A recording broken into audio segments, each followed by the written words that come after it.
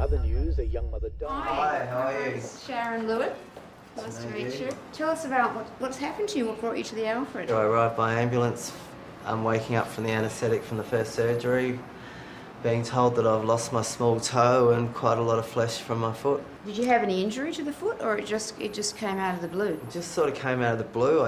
Even the small cut that I had, and then I've worked out recently talking to the doctors, trying to investigate more into this horrible bug that basically you can get it from coral, you can get it from dirt, you can get it from potting mixes and things, to my belief.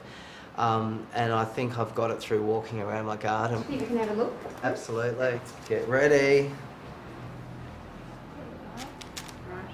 So that's the flap, as you can see. Where's the flap come from? The flaps come from your whole top side of your back. So I've got a massive scar from under my armpit right down basically to my bum. Yeah, from here to here. Luckily, the chance of catching such serious invasive infection is still small. Usually we're able to live with these bacteria within our throat or on our skin without getting disease. So people should not be freaked out the next time they have a sore throat because that's just a normal event and our immune system is able to deal with it very adequately. But for those who cross paths with the mutant form, Streptococcus can be fatal.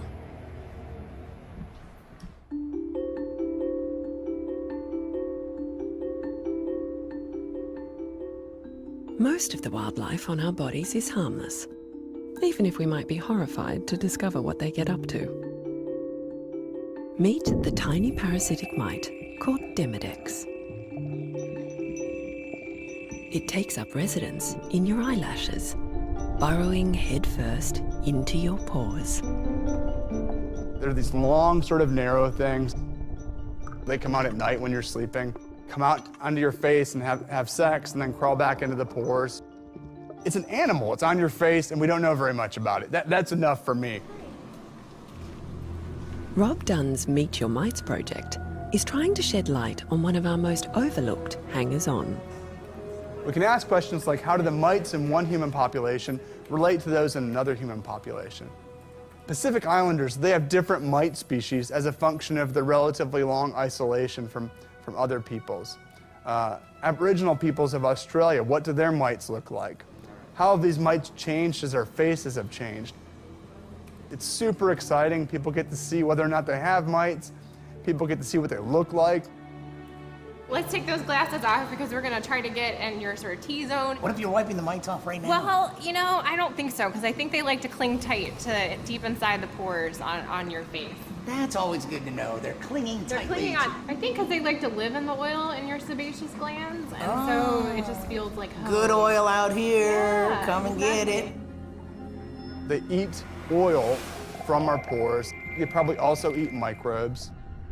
They probably have a pretty specific suite of microbes in their guts, which are sort of just, little hints about what's going on there. Apart from eating, crawling, and having sex on your face while you sleep, Demodex may be linked to a common skin problem, rosacea. The connection hasn't been really well defined, but one of the hypotheses is that it's the bacteria inside the mite that is what's causing the flare-up of the rosacea. I'm prone to rosacea. Oh. So if there's a connection between mites and rosacea, lucky for you, I'm having a flare-up right now. But it's not the mite that's the problem. Like a Russian doll, there are bugs within bugs. And in this case, they have no way out. So it turns out that mites do not have an anus. They have no exit. So they eat and eat and eat, and the feces just accumulates in their back end, and eventually they sort of fill up, and then it's all over. We think about what our fate is determined by. I'm grateful my fate is not determined by how long it takes me to fill out with shit. As it turned out, Brian's face mites have made a significant contribution to science. This is the first time mites have ever been filmed giving birth. They too are part of our private wildlife. The truth is you're not really separate from these critters. Like, who you are is defined by your interactions with other species. What would we be without them? Yeah, what will we be without them, and who are we when we have bad species on us? And so, for example, to take a really extreme example, Toxoplasma gondii is this protist that gets into the brain, and when it gets into our brain, it changes what happens in our brain. Toxoplasma gondii is a cunning parasite. It's a real-life zombie bug, and its unmasking is one of the strangest stories in science.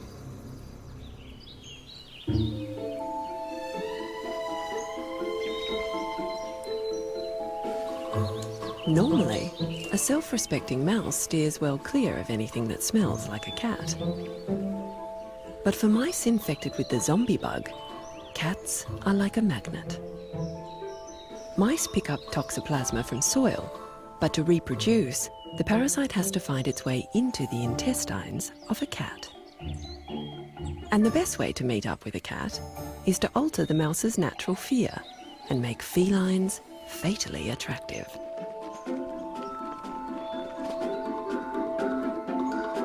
The brainwashed rodent is now easy prey. But it's toxoplasma that's the real winner here. Once inside the cat, it can reproduce.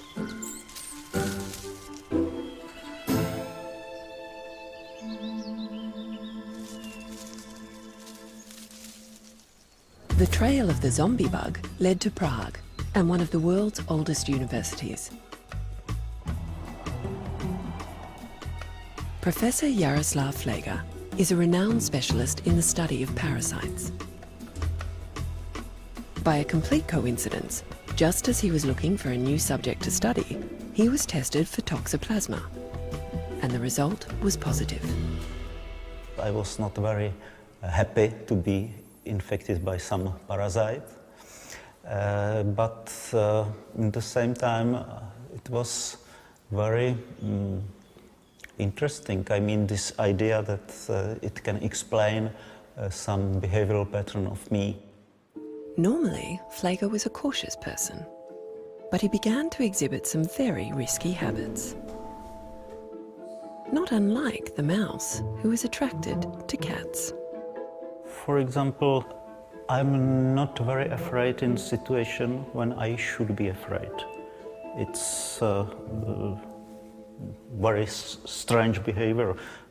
When, for example, I was in Kurdistan and there was a lot of shooting around and I was quite calm. And it's not the only situation. Also, my startle reactions are a little bit unusual. When somebody hits the horn behind me in some traffic, I stay in the same place, look slowly behind what has happened.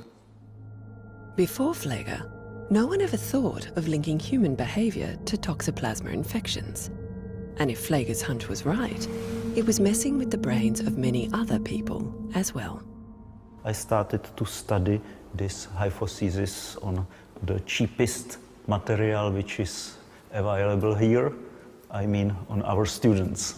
And 25% of them were toxoplasma infected. These studies show that those infected by the zombie bug were far more likely to put themselves in risky situations. The risk of traffic accident of toxoplasma infected subjects is about 2.6 times higher than the risk of traffic accident of non-infected. The implications of this discovery are unsettling. Toxoplasma is one of the most common human parasites. We used to think that our mind is really our, but our results show that maybe it's not true. We can be infected by eating unwashed vegetables and undercooked meat. In some countries, it's rampant. In France, where barely cooked meat is popular, infection rates are as high as 55% of the population. So the next time you meet a reckless French driver, beware. It may be a zombie bug behind the wheel.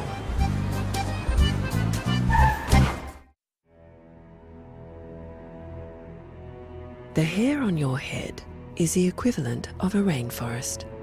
Shaded, moist, and rich in nutrients. It's the home for an annoying little critter, the head louse.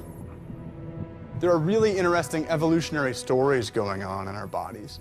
And so hair lice in that regard are fascinating. Head lice are living fossils.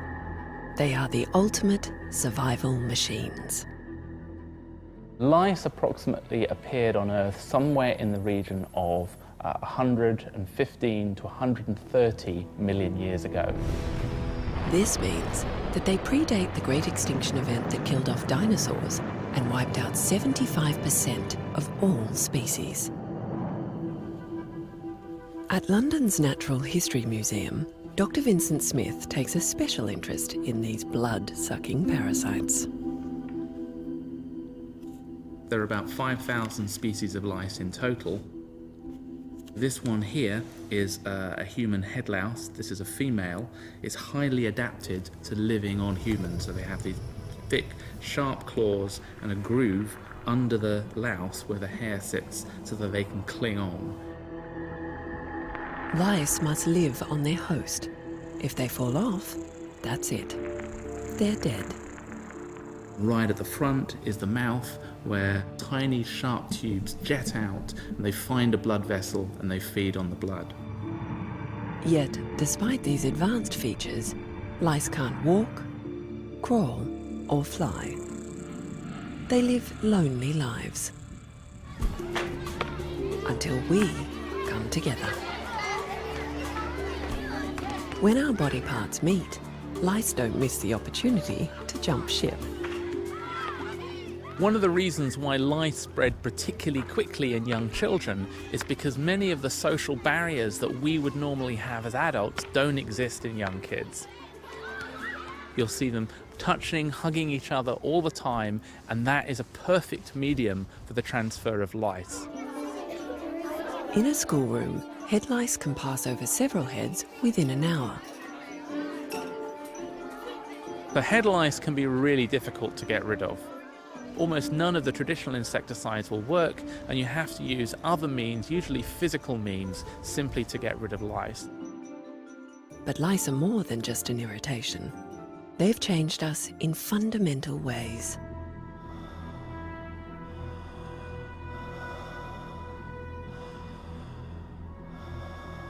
One of the striking things about the human body is its hairlessness. Fur was an evolutionary breakthrough, a warm hug on a cold day that allowed mammals to live in conditions too hostile for reptiles and birds. And once hair evolved 120 million years ago, it was rarely lost. Yet we ended up virtually hairless. Why? Some people think that it was actually to help lose our lousy infestations, that there were fewer ectoparasites, lice and fleas and other things, because they can't really cling to a naked skin. A furry coat is a safe haven for ticks, lice, fleas, and other bloodsuckers. And they're not only annoying, but some of them can carry lethal diseases. Lice and fleas and their kin, they don't kill us in and of themselves, but because most ectoparasites take our blood, they also have the capability of transmitting disease. And so that those individuals who had less fur were actually at a reduced risk of disease from these ectoparasites.